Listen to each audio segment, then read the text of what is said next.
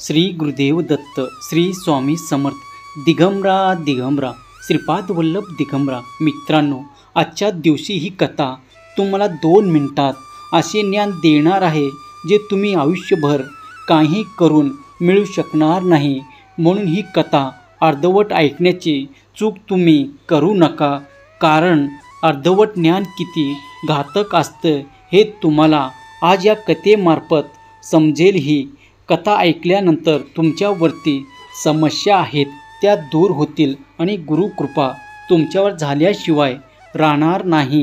गुरुचे आशीर्वाद प्राप्त करून घेण्यासाठी आत्ताच कमेंटमध्ये श्री गुरुदेव दत्त टाईप करा आणि हा संदेश शेवटपर्यंत ऐका. मित्रांनो, आपण झोपेत स्वतःला विसरतो, मग आपले रक्षण कोण करते? आपल्याला श्वास कोण देतो?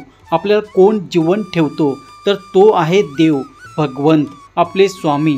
आपण त्याचे नेहमी स्मरण केले पाहिजे आणि त्याचे नेहमी आभार मानले पाहिजे.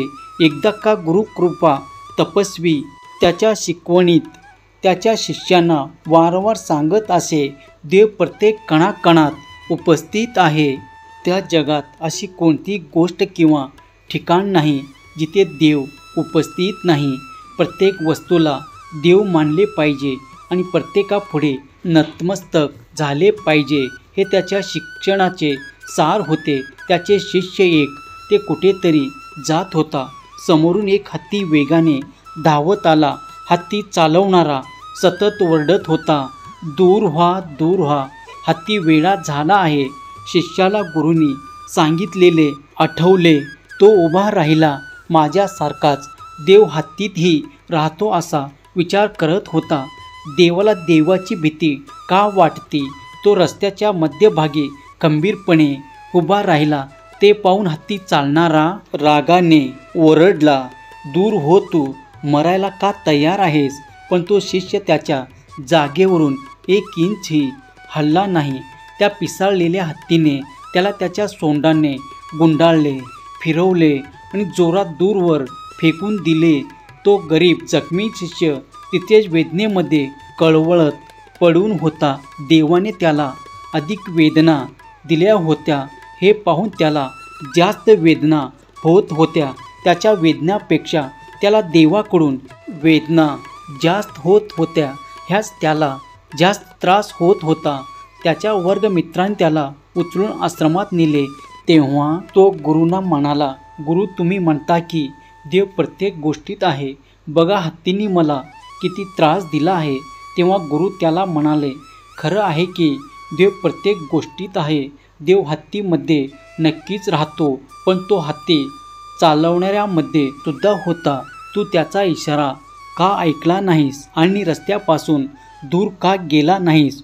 गुरुचे म्हणणे ऐकल्यानंतर शिष्याला त्याची चूक कळाली. मित्रांनो, या गोष्टीद्वारे आपल्याला एकच कळतं की कोणतेही शिक्षण आपण समजून घेतल्यानंतर ते लाखो कारणे हे शहाणपणा नाही तर मूर्खपणाचे आहे.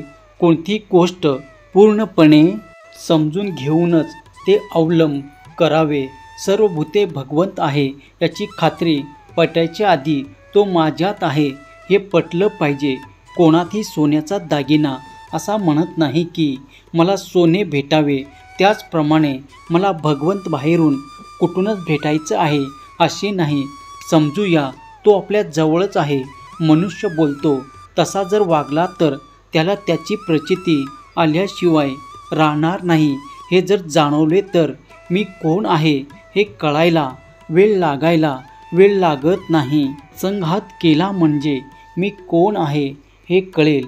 साक्षी रूपाने नटलेला जो मी त्याला पाहायला जंगलात जायला नको.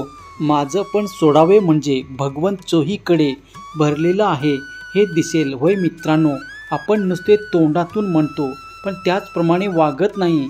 हे आपले मूळ चुकते. भगवंत माझ्यात आहे तसाच तो दुसऱ्यातही आहे हे आपण सोयीस्करपणे विसरून जातो. जसा खोलीतला दिवा प्रकाशाने सर्व खोली व्यापून टाकतो, तसे सर्व भगवंताने व्यापून टाकले आहे. मी करता असून परमेश्वर माझ्याकडून करून घेत आहे. मित्रांनो, भगवंतावर विश्वास ठेवा. तुम्ही खूप भाग्यवान आहात. म्हणून हा श्रीपाद प्रभूचा संदेश तुमच्या समोर आला आहे. जर तुम्ही स्वतःला भाग्यवंत मानत असाल तर व्हिडिओला लाईक करून चॅनलला सबस्क्राईब करा आणि माझा देव माझे भगवंत असे टाईप करा. मित्रांनो, फक्त भाग्यवंत लोकांसमोरच हा संदेश येत आहे. चुकूनही दुर्लक्ष करू नका, कारण भगवंत तुमच्या समोर कृपा करत आहे.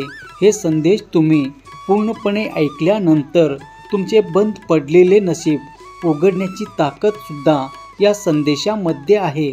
सर्व काही करूनही सुख, शांती, समाधान, पैसा, शारीरिक पीडा, आजाराने तुम्ही ग्रासलेले आहात.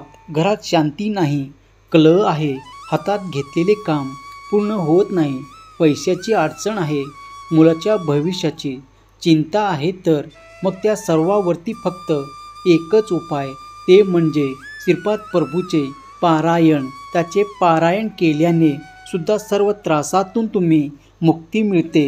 म्हणून हा संदेश तुम्ही 5 जणांना शेअर करा आणि भाग्यवंत ठरा. हा संदेश तुम्ही न वगळता शेवटपर्यंत ऐका. तुमच्या बंद नशिबाचे द्वारसुद्धा भगवंत उघडणार आहे. मित्रांनो, हार मानू नका, दुःखी राहू नका. भगवंत आपल्या पाठीशी आहे. हा ठाम विश्वास जर का तुम्ही ठेवला तर तुम्हाला तुमच्या आयुष्यात कशाचीही कमतरता भासणार नाही. सहमत असाल तर माझा देव महान आहे असे टाईप करा आणि हा संदेश तुम्ही शेवटपर्यंत ऐकल्याबद्दल तुमचे मनापासून धन्यवाद. तुमच्या मुलाबाळांना सुख, समृद्धी आणि आनंदाने परिपूर्ण करोत ही स्वामी माऊली चरणी प्रार्थना.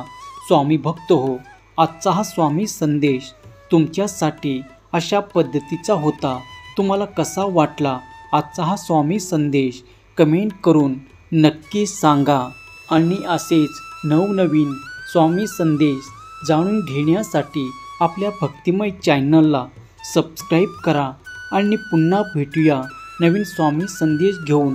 तोपर्यंत स्वस्त राहा, मस्त राहा आणि आपले स्वामी संदेश ऐकत राहा. श्री स्वामी समर्थ. जय जय स्वामी समर्थ. श्री स्वामी समर्थ. जय जय स्वामी समर्थ. श्री स्वामी समर्थ. जय जय स्वामी समर्थ. श्री स्वामी समर्थ. जय जय स्वामी समर्थ. श्री स्वामी समर्थ. जय जय स्वामी समर्थ. श्री स्वामी समर्थ. जय जय स्वामी समर्थ. श्री स्वामी समर्थ. जय जय स्वामी समर्थ. श्री स्वामी समर्थ. जय जय स्वामी समर्थ. श्री स्वामी समर्थ. जय जय स्वामी समर्थ. श्री स्वामी समर्थ. जय जय स्वामी समर्थ. श्री स्वामी समर्थ. जय जय स्वामी समर्थ.